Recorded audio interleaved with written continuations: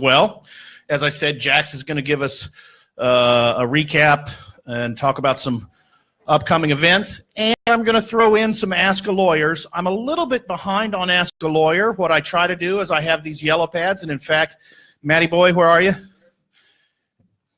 Matt is, well, I don't know if he volunteered to do it or if I volunteered him, but I volunteered him to pass out these yellow pads with these blue pens. If you have any questions that you'd like to ask, please write them down. And when I take a break and Jax gets up here, I will collect them. And if you have specific questions from tonight, I'll do that. I also have some leftover questions that I didn't get to in the past that I'm going to sprinkle in.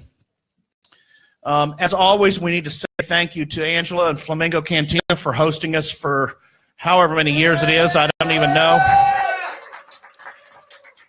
Please remember to tip your bartenders. And we're going to have comedy. I don't know if Mikey is here yet. He's going to be the MC. So we'll have some stand-up comedy before the awesome Mau Mau Chaplains come up to do an awesome reggae performance for all of you. If this is your first time potentially to see them, you really ought to stick around for that because they're awesome. All right. So what's this local news that I was talking about? I'm sure some of you know. Just by show of hands, who knows what I'm going to talk about? Well, you know what? It's really not that many, so it's kind of fun to be able to deliver the good news. Travis County, that's right. That's here. That's local. This is Austin. This is Travis County. When you leave Travis County, you enter Texas if you need a geography lesson. And apropos of that, it was in 2007 that cite and release was passed, which meant that police officers weren't forced to arrest folks for marijuana that they were going to charge. They could literally hand them a ticket. Didn't change the punishment range for eventually, but at least it meant that, you know, if you were going to work or your brother's wedding or wherever you were going right then, you didn't have to sit in the pokey for 12 to 24 hours. You could take a little time out of your life a month from then to deal with it. Still a bit of a pain in the you-know-what, but a lot better than getting arrested. Travis County was the first county that adopted cite and release. APD specifically was the first police organization that did that. And what's happened now is we're probably the second place in Texas to do this. Harris County has had a very similar program.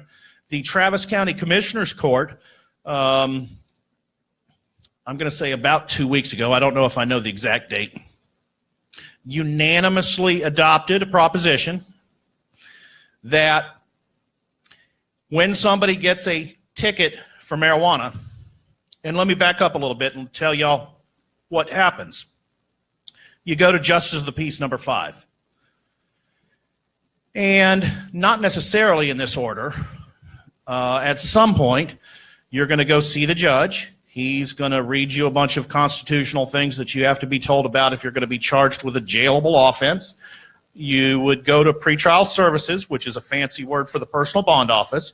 You'd fill out your own personal bond, and then you'd go over to the sheriff's office, and you'd get fingerprinted, you get photographed, and that would count as a booking. They wouldn't put the striped uniform on you, but that goes into something called TCIC and NCIC, which is Texas Crime Information Center and National Crime Information Center, which are somewhat related to the Department of Public Safety, sort of intertwined governmental agencies. And all of those agencies that I just talked about, Justice of the Peace number 5, the Sheriff's Office, personal bond, and probably about, well, more than 5, maybe 10 more agencies at some point would have a record that you had been charged and arrested. It would be an arrest, that cite and release process, for possession of marijuana. Since it's Travis County, I've told all of y'all that it's pretty much XYZ equals dismissal. It used to be a thing where, I mean, it kind of comes and goes. Sometimes my client has to take a 15-hour don't smoke dope class, sometimes an 8-hour don't smoke dope class. Sometimes they have to do 12 or 20 hours of community service. Sometimes they don't have to do that at all. Sometimes it got changed to a possession of drug paraphernalia, Class C ticket. where they would pay a $100 fine but take a deferral and not be convicted on that. There were every single combination of the things that I just said was possible over the 20 years that I've been practicing. What the Travis County Commissioner's Court approved was that once somebody gets a cite and release and they show up at JP5, instead of going through the booking process, which is the arrest, instead of going to personal bond, instead of being fingerprinted, instead of going in front of the judge, instead of being photographed and having that photograph show up potentially on the internet, that they would be allowed the option to take a 4-hour Don't Smoke Dope class, which costs $45. I've heard that class is going to be offered 3 times a month. This is super new. I'm actually kind of waiting to find out about it, and when somebody tells me that they've been caught up in this, I'll probably go with them to try to kind of learn a little bit about it so I can explain it to other people. But basically, you'll show up at Justice of the Peace number 5, and they're going to say, hey, instead of doing all this stuff, here's some paperwork, read it over, you have an opportunity to just get rid of this yourself. You don't have to spend money on a lawyer. You don't have to spend money on personal bond. Remember when I talked about personal bond? Well, guess what? That costs $40 now, right? And the $45 that they're going to charge you for this class where you go learn a whole bunch of stuff, that's a ton less money than normally my clients would spend even if I were representing them for free. So they then come back after they're given, and I'm not sure yet, I'm really not. I think it must be at least a month. My guess is they're going to give folks maybe 2 months or more. I assume that when they show up, they're going to get a specific date to come back. I don't know that yet either. And they'll bring their certificate, and it's almost as if the case isn't even going to be dismissed. The case is just going to go away in the sense that it doesn't even start in the first place, which is a really, really awesome thing that Travis County is doing. So let's give Travis County and the Commissioner's Court a round of applause for doing not only what the citizens of Austin want, not only what the citizens of Travis County want, but really how the majority of Texans believe these sorts of cases should be handled, or obviously they should be handled even lighter than that, because we are going to legalize marijuana in Texas and we won't even have to put up with that amount of nonsense. But again, let's hear it for Travis County.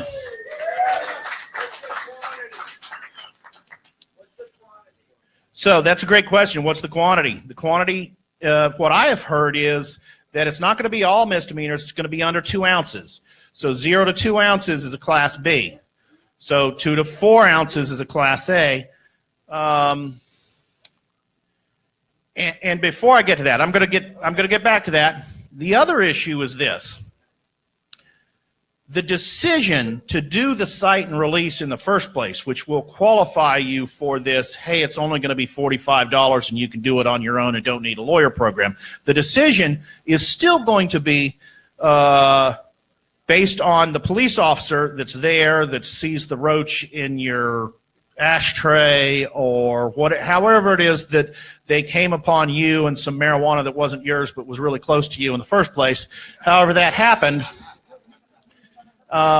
And so if your address is not local under the APD rules, you won't get a cite and release. I say that, but I happen to know for a fact that many APD officers will say, what's your address? And you say, I live at 1234 Smoking Pot Lane in Dallas, Texas. And they say, don't you have a friend or a relative in Austin that you live with? Because honestly, they don't want to take you to jail for it either. But at any rate, there are certain things that disqualify you from the cite release in the first place, one of which is attitude. Don't forget, pissing off a police officer is the worst thing you can do in that situation. Let me throw in a little bit of more advice. When I've done Ask a Lawyer in the past, I've joked, although it's not entirely true, that there are two types of questions. One is, how do I not get caught? And the other one is, what happens if I get caught? And that all questions are variations of that. And so the issue of, he says he can smell marijuana. Should I just go ahead and tell him it's in a little baggie in the console or not? I have the right not to tell him that. I understand that. Should I do it? I've actually, for the most part, I think the long timers here will tell you that I have advised for Travis County that if they're smelling the pot, they're going to find it eventually. You're probably actually going to be better off by fessing up to it. And now, especially with this, I would certainly go with that, because there are some police officers that if you make them take 30 minutes to search their car to find, and they'll do it. They smell that bud.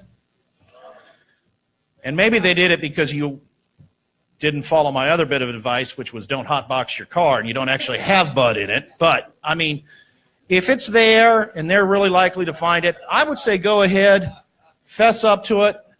And also, back to the quantity.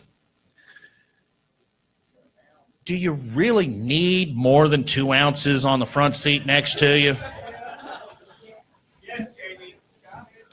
That's what the trunk is for. No, not to be too comedic about it. Obviously, if you want to legally purchase an ounce of pot, you have to buy it from someone that has half a pound of pot, and they have to get theirs from somebody that is growing many pounds or eventually tons of pot. So, of course, we are absolutely for legalization of all amounts, but, I mean, good point. 0 to 2 ounces is this new program.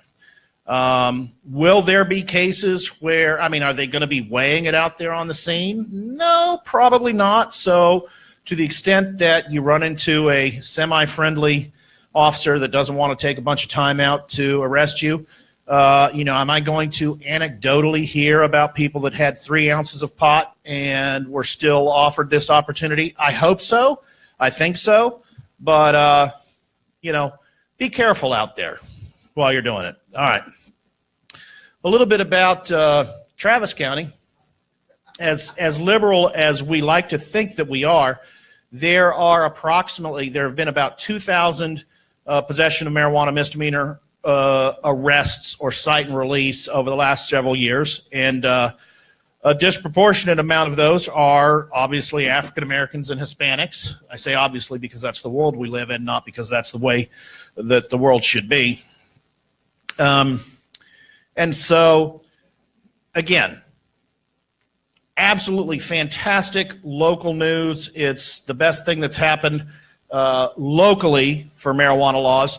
But we're not Austin normal. We're Texas normal. So let's talk a little bit about what we can do for Texas and the nation and all those sorts of things as well. I don't see tons of people writing questions on those pads. Nobody over there wants to write a question for later? Okay, great. Oh, by the way, I found this kind of interesting. Because I was looking up the specifics as much as I could get them today to prepare for the meeting, I read an article, I don't think it was on the Statesman, it was on some news site that had comments about the new Travis County policy. Obviously, it was overwhelmingly supportive. I thought this comment, however, was instructive. Why a 4-hour class for drugs and an 8-hour class for a traffic violation? Make it 8 boring, hateful hours like traffic. Well, there were responses to that. Anybody want to guess what a good reason for making it only 4 hours for pot versus an 8-hour class for going 93 miles down the highway changing lanes might be? Because one of them is very dangerous and one of them's not dangerous at all. And the commenters pointed that out as well. All right. Let me throw one other thing out there. It goes back to the 0 to 2 ounces. For the past couple of meetings, I've gotten up and talked about a little bonus for being, Jax, remind me, what is the name of the $100 level? Freedom Fighter. All right, so you can come over to our table, talk about membership levels. If you're able to give some money to our cause, we promise to put it to a good use. We're a lobbying organization. We've made great progress, but the last couple of meetings I've let it be known that anybody that signs up at the Freedom Fighter level, which is $100, that I would represent them for free on a Travis County misdemeanor marijuana case. And that's absolutely still true. It may only apply to mostly Class A misdemeanors, which is the 2 to 4 ounces. And so I feel like that's less tempting of an offer. And I also don't want the several people who have signed up to be freedom fighters based on that to kind of feel left out, that now they're going to get a freebie and wouldn't need a lawyer anyway. So I'm going to tell you this, and we're going to cap it at this. I'm going to include state jail felonies, which is 4 ounces to 5 pounds, or any THC other than marijuana that's also a state jail felony. That's also a tiny, tiny amount. But anybody that signs up and is a freedom fighter in Travis County, if Travis County can get rid of literally thousands of cases without needing lawyers, and folks want to support Texas NORML, then I'll do it up to the state jail felony level. Also, please don't have a state jail felony amount. We already went over that, remember? 4 ounces to 5 pounds. But seriously, that's out there for you, okay? So think about it. It's like an insurance policy.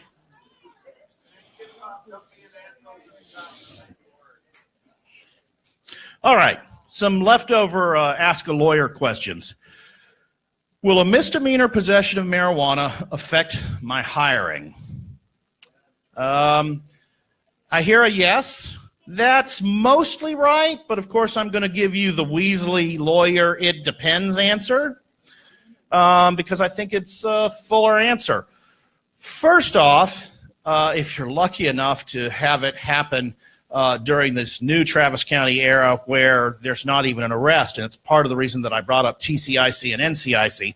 I mean, there's literally going to be no way for someone to find out if you go through this $45 Don't Smoke Dope class program. There won't be any way for somebody to find out that it happened to you in the first place, and you don't even need an expunction for that. Expunctions, typically when I go into a Travis County court and I get some sort of XYZ equals dismissal for a marijuana client, they have to wait 2 years, or if it's a felony, 3 years, to go back to get an expunction.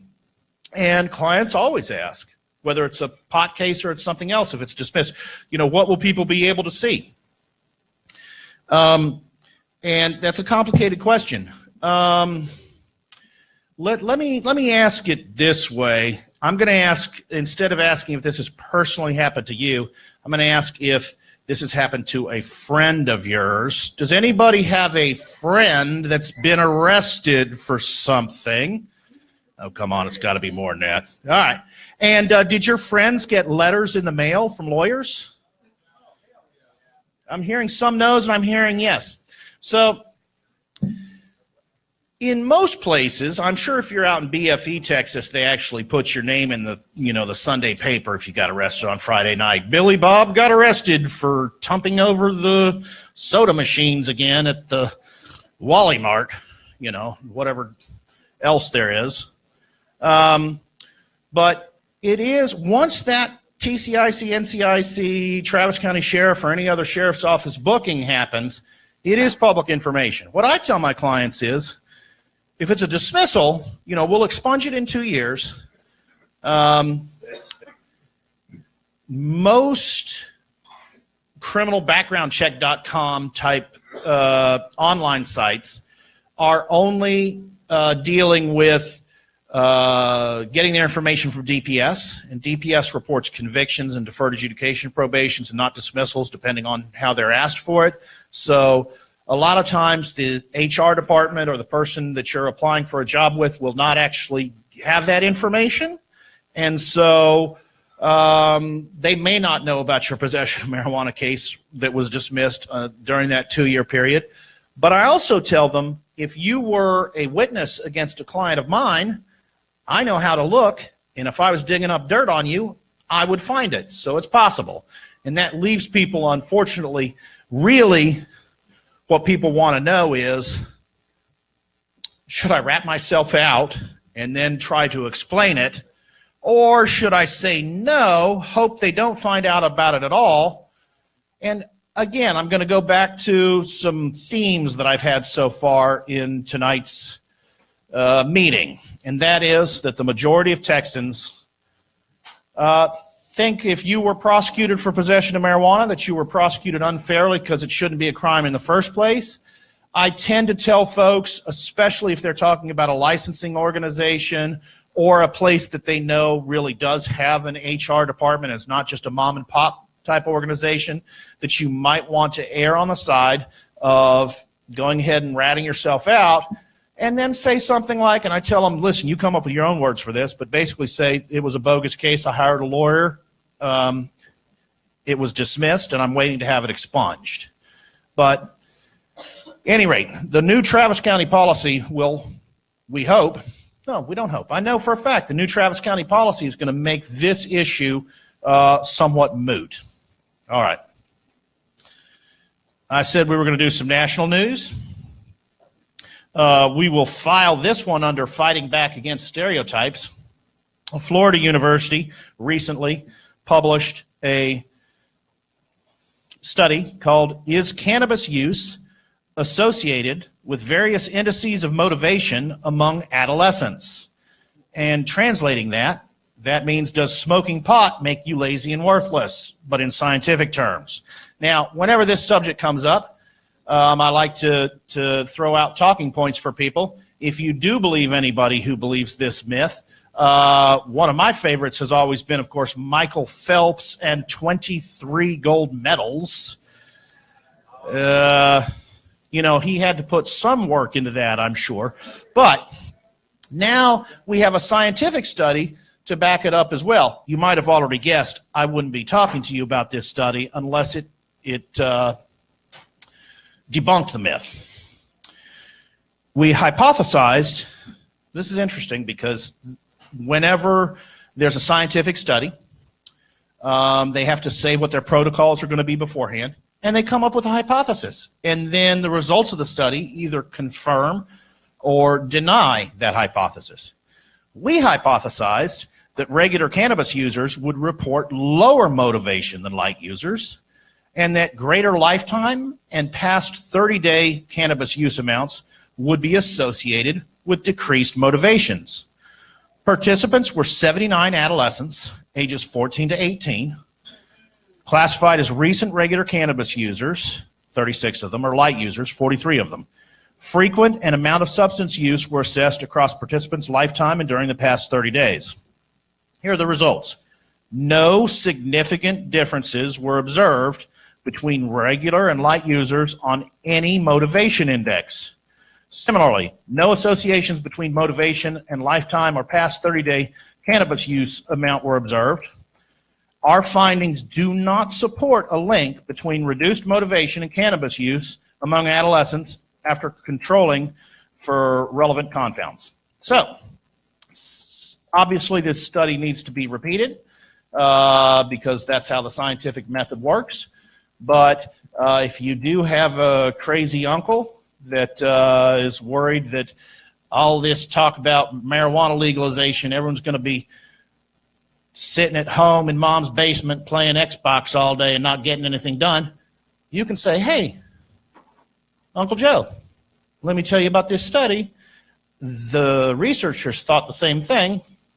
Turns out not to be true. All right. We might be about halfway through, so that's as good a time as any to bring up our executive director, Jax Finkel. I would say give her a warm round of applause, but obviously you already know her, and you've already done that. Thank you, Jax. You guys really like me. Makes me feel really good. All right, so first of all, I just want to say that I'm not surprised at all by that study because some of the hardest working people I know use cannabis. So I have seen that in my everyday life, although, I mean, maybe they're not 14 years old is usually probably the case on that one. Well, maybe, everyone was 14 once. That's a good point. So I want to talk about a few things that we have going on, some big events that we have coming up, some political items going on, and some other things for the spring. So first I want to talk about some workshops that we're putting on. Now, as you guys may know, Texas Normal actually recently created a foundation called Foundation for an Informed Texas. And it's we call it FIT because we're going to get cannabis fit in Texas. It's going to be great. So it is really taking over a lot of our educational programs and using the 501(c) status to focus on being an educational nonprofit charity, public charity. Also be able to apply for different grants and be able to be a tax-deductible write-off for people, etc. But one of the first things that we're doing is putting together these workshops. So this is the third iteration or the third tour that we've done, and this is the first time FIT is taking over. However, this is my third time, so I'm sure it'll go fine. So we're going to Midland, Amarillo, Arlington, Nacogdoches, Beaumont, Houston, Corpus Christi, Brownsville, San Antonio, and we're stopping in 3 other cities to also do office visits along the way. And that's all over 2 weeks. So that is between January 16th and January 29th. And the next day is going to be my birthday on the 30th. I'll be back. So if anybody wants to throw me a surprise party, I won't hate you for it. So I'm really excited to do this. On each of the cities, we're going to have a representative from Republicans Against Marijuana Prohibition. So they'll be able to talk a lot about the convention, Republican talking points with your legislators, good stuff like that. We're also coordinating with LEAP, Law Enforcement Against Prohibition, to make sure that we have different officers also represented there, judges, different people like that. And then last but not least, we're also going to be doing a special event in Brownsville. The details are still to be released, but we're going to have a legislator there and a DA and a local judge as well. So it's going to be a nice big forum, and hopefully there will be a lot of good media. Brownsville is RGV, right on the valley, right? They're right in the middle of all of the drug war that is going on our southern border. So I think it's a very important conversation. And also Lucio III, who was the author of the whole plant medical marijuana bill, is from that area. So we're looking forward to being able to show the people in the area about how smart he was with his policy, because we're going to have all kinds of good facts and information with them.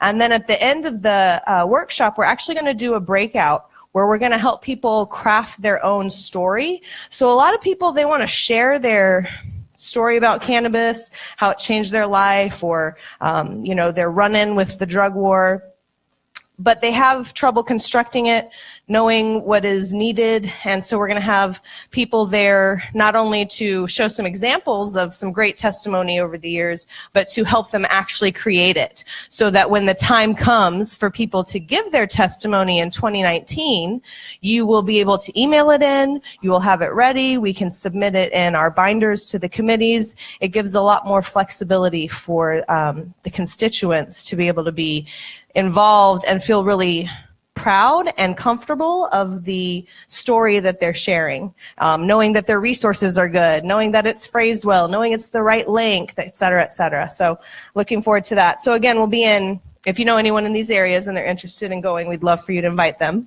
But we'll be in Midland in January, Tuesday the 16th, Amarillo on Thursday the 18th, Arlington on January 20th, Nacogdoches on the 23rd, Beaumont on the 24th, Houston on the 25th, Corpus Christi on the 26th, Brownsville on the 27th, San Antonio on the 29th.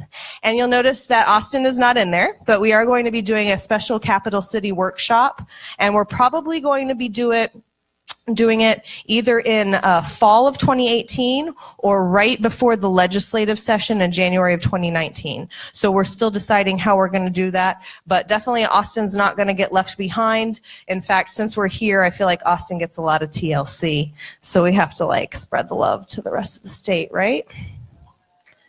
Yes.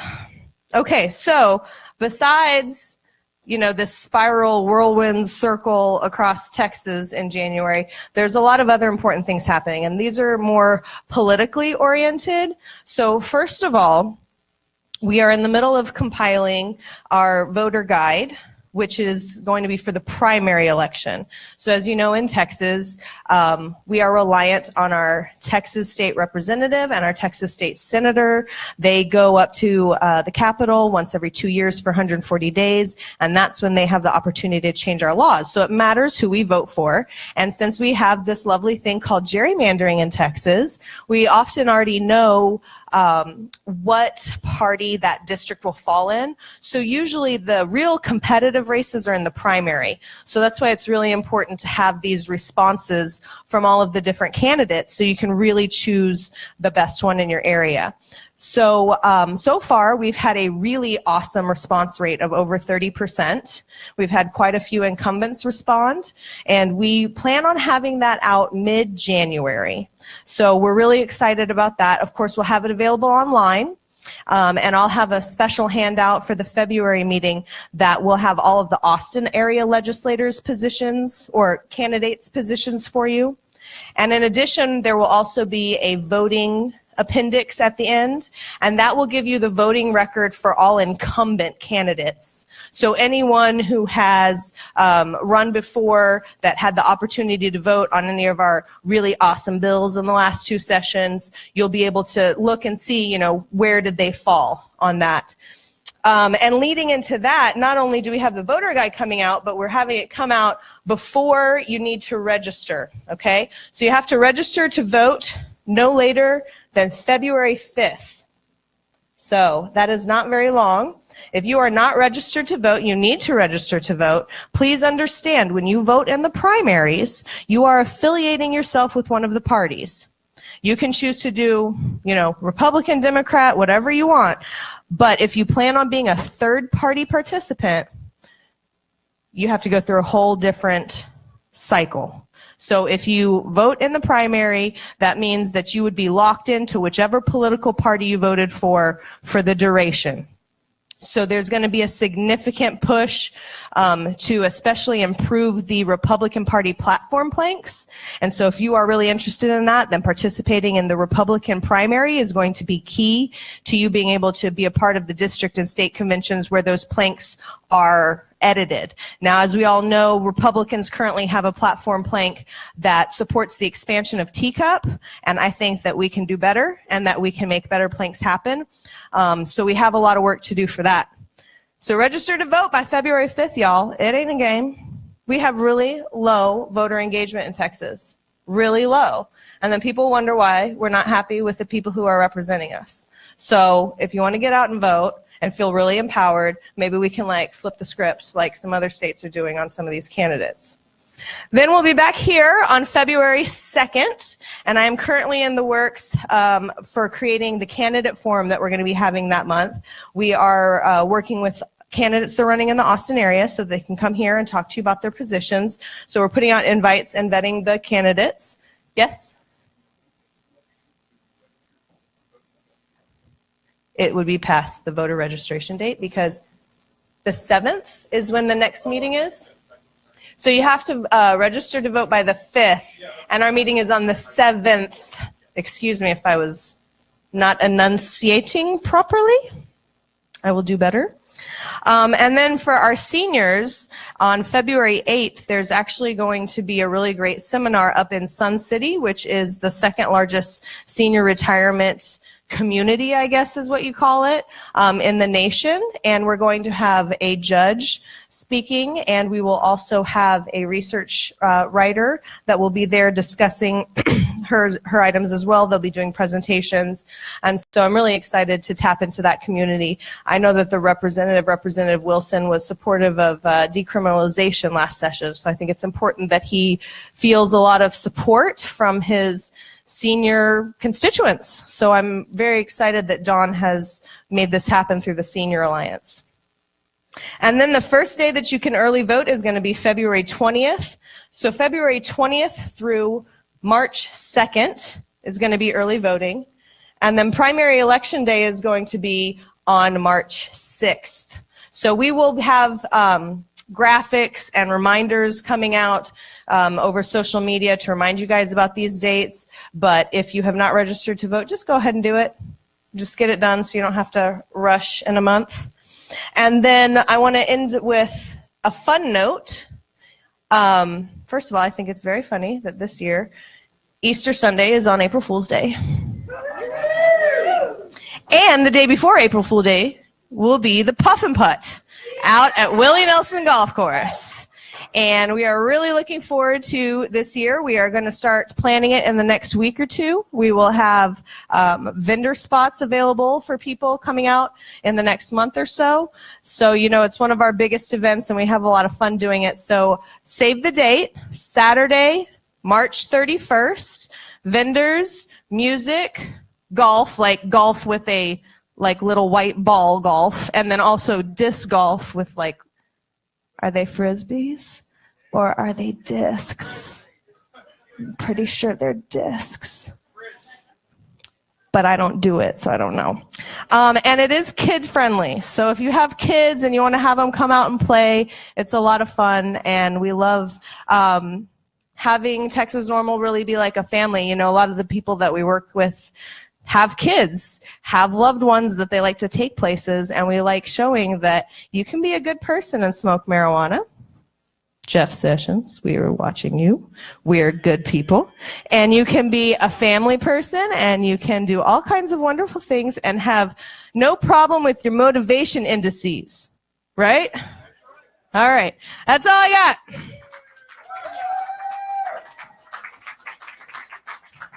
Thank you, Jax. All right. Questions. Number of states legal. So there's, it's going so fast, I think, I hope I still have this right, although if it's more than this, that'd be great. There's 29 medical. There are 8 non-medical recreational states. And then the other thing that you have to remember is there are various degrees of legal. I know for the medical states, if you look it up, you know, some you can have 2 ounces, some you can have 2.5, some you can have 1, some you can have 6 plants. And I am absolutely not an expert on 29 different states, but I think some of that's also true for some of the legal states, that some of the 8 or 9 legal states have differing amounts that you can possess. I am absolutely fascinated by this. I'm sure when I ask the person to just yell it out that it's going to be obvious to me what it is, but can somebody tell me, in removal of FP when dismissal or pretrial diversion, what does FP mean? I was really working on that. Fingerprints. Yes, great question. So under the new Travis County policy that we just talked about, there wouldn't be any fingerprints to remove in the first place. But currently, that's only in Travis County and Harris County, only for less than 2 ounces. And even then, not in 100% of those cases. But when you wait the 2 years after your dismissal for a misdemeanor and 3 years after a felony to seek an expunction, the lawyer should certainly include, absolutely will include, for example, in a Travis County petition, the Travis County Sheriff's Office, which would, and DPS, and as I said, TCIC and NCIC are sort of interwoven with DPS. So those fingerprints will be removed as well. Now, I also put some federal agencies in my expunctions. I am of the opinion that the Texas State District Court judge that I go to, who rubber stamps these expunctions and grants them in total, and then the district clerk takes my huge list of government agencies and notifies them, you have been ordered by a Texas District Court judge to destroy these records. First off, they have to show some form of compliance. They either have to actually send the actual records back to the district clerk for them to shred, and that never happens, you can imagine why, or send them this little postcard that says that they've complied with it.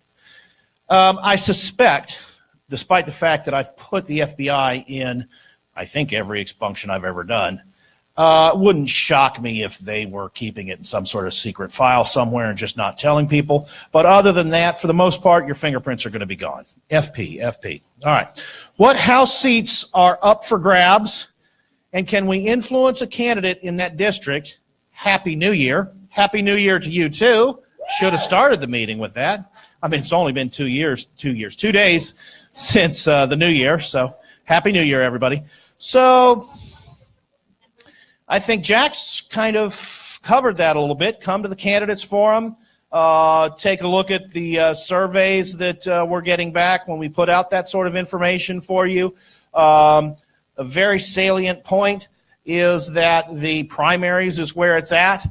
If you know that, and most places you know that it's the Republican that's going to win in Texas, but in some places you know that it's the Democrat, then find the most pot-friendly Democrat or Republican to vote for. And by the way,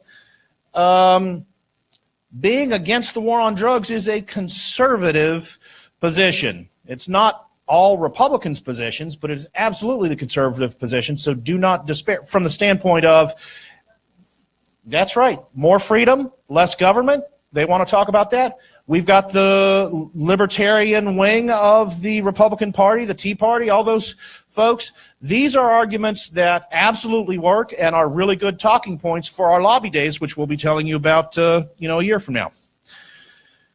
I should know where we stand on industrial hemp, but I don't. Sorry. Illegal.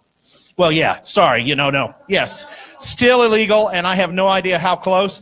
It used to sort of be, my idea about it is that 10 or 15 years ago, there was this hope that we would get hemp through somehow, and that was going to be the impetus for eventually making marijuana legal. Honestly, from just a strictly, I want to use marijuana for medical or recreational purposes, I don't think that's necessary anymore. I also, of course, think that the restrictions on hemp are stupid, but that's just, we're too far ahead of the game to have to back up and worry about that to go there, and Jax is going to correct me. No, I'm not correcting. I'm just adding that last session there was an industrial hemp bill and there was a research hemp bill. The research hemp bill was voted unanimously out of committee and I believe made it to the calendar. So that's the farthest any hemp bill has ever made its way in the state of Texas. All right, hopefully y'all heard that, because I'm not going to repeat it. My friend was certified in medical marijuana education in Massachusetts. Are there, sorry, this is one of those handwritings that's so good that it's hard for me to read. Are there programs available for certification in Texas? No, but there will be. Yes, there are programs for certification, but you can only be certified through TCUP.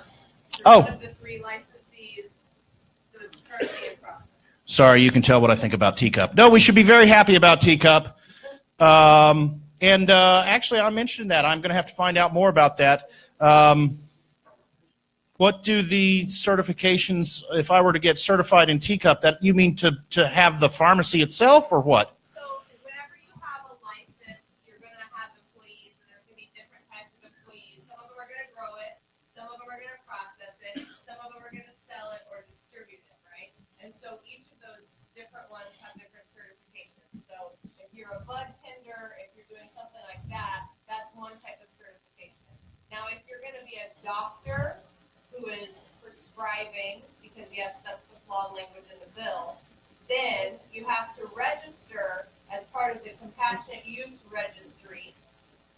And then from there, that's where you file all of your prescriptions with TPS. That is a very complete answer. Wow. Love you, Jax! And while Teacup is very restrictive, it's good that we have this amount of thought in terms of the regulations in place, because we're going to need them when we first get medical marijuana for everybody. And I mean for everybody, because when we get stress as one of the conditions, everybody has stress.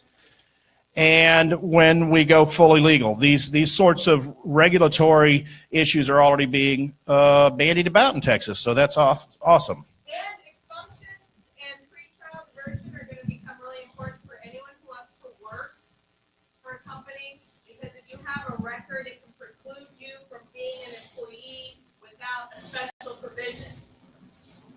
Good to know. Either use the $45 do-it-yourself, get out of it, or if you don't qualify for that, get a good lawyer. All right. How do we get more involved to raise awareness of medical marijuana to the public? Awesome question. I'm going to say thank you again, Jax, for coming up here and talking about all the upcoming events that we have.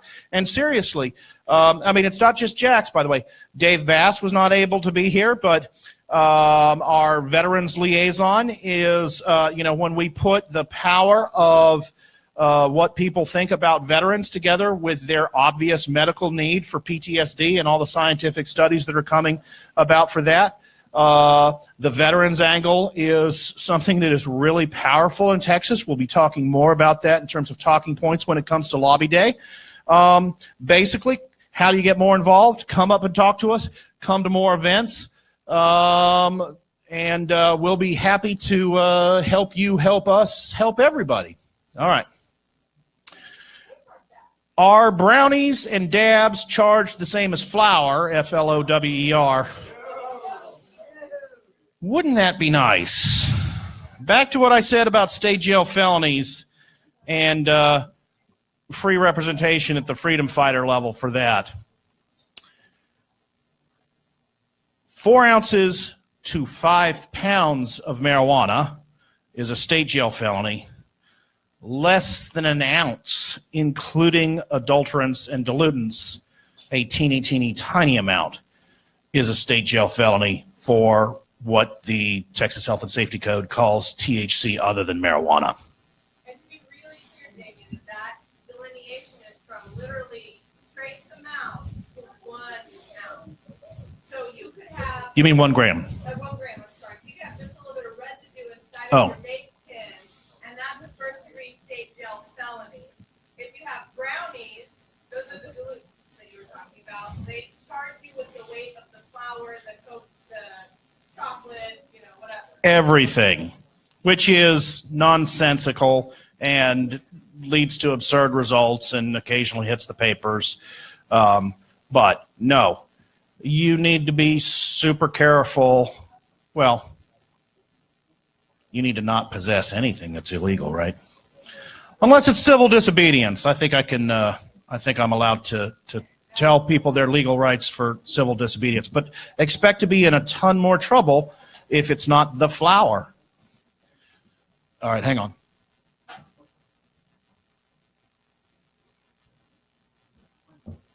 Okay, thank you so much for those questions. You know what? I'm going to finish up with, I'm going to skip some of this stuff for a later meeting, maybe. Fun story that I saw out of Georgia from a couple of weeks ago.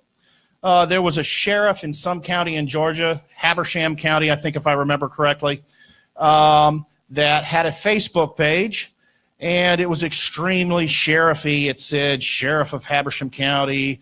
The banner across the top was the deputy's vehicle.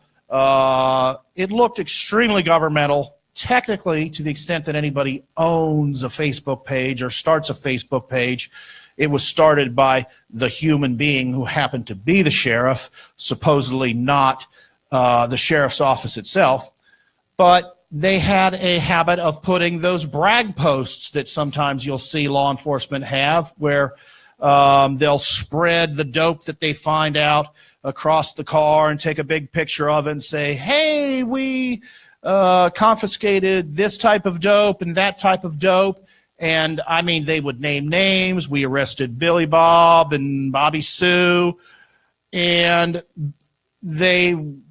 I went through it actually after looking at the story, and they had lots of commenters that said, thank you for keeping our children safe, and you're doing a great job. So obviously, we still have some hearts and minds to change, and really, it's just a matter of knowing the facts. But what happened was, I believe there was a town called Peachtree, some sort of town, or at any rate, there was a Peachtree Normal in Georgia. And they started something of a campaign to have people go and comment on these posts. They let people know about these, and people started commenting saying, hey, this is a waste of our tax dollars. Do we really need to do this? And they were starting to get all sorts of negative reactions on this guy's Facebook. So he deleted them. And they called their local ACLU. And the ACLU got involved. And eventually the county attorney that not only prosecutes misdemeanors and possibly, I don't know, felonies in Georgia, but certainly was responsible for the prosecution of misdemeanors, but is also responsible for any civil suits against the county, got involved. And the elected county attorney, just based on some interference with the ACLU, not even having to go through a lawsuit, just a threatening lawyer letter, let the sheriff know that it was unconstitutional for him to be deleting. They never said the numbers, but it wouldn't surprise me if it was more than half the comments of citizens talking about what their government was doing. And this guy was trying to hide behind the fact that he said, oh, this is my personal page. You can look it up. It's obviously super governmental. And the county attorney basically told the sheriff he had to stop deleting the posts. So I thought that was pretty awesome. The sheriff acted like a little baby and just turned off all comments. But at least he's not allowed to delete the good guy comments and keep the ridiculous comments anymore. So. Unrelated case about politicians and elected officials deleting and blocking constituents from their public pages. So that's probably why Peachtree County or whatever it is reversed their decision so quickly, because currently E4 was just decided recently that like if it's a constituent, they have the right to have their comment posted because it's not a personal page. That's right. And certainly that the government official, the elected government official, can't decide, can't pick and choose what they want to do. And actually that's part of the First Amendment that not many people think about. But basically the First Amendment also gives us the right to complain about our government. And that's what these people were doing. They knew who to call. And other than the sheriff being a baby about it, at least the right result was had at the end. So, again, thank you very much for coming out and talking to us. We're going to be having the comedians coming up in just a few seconds here. It's always, we do encourage you, as I said before, to come and talk to us. It's also nice if people sit around and actually listen to these fine jokes that the comedians have prepared for us. And, again, don't forget to tip your bartenders. Thank you to Flamingo Cantina. Stick around for the awesome reggae after the comedy. And now, our MC for the comedy, please welcome the comedy stylings of Mikey Swenson. Everybody give him a round of applause. Hello, everyone. Thank you so much for coming out. Give yourselves a round of applause for braving the cold. Yeah, what is the deal with this weather? My ancestors left Sweden because of this shit.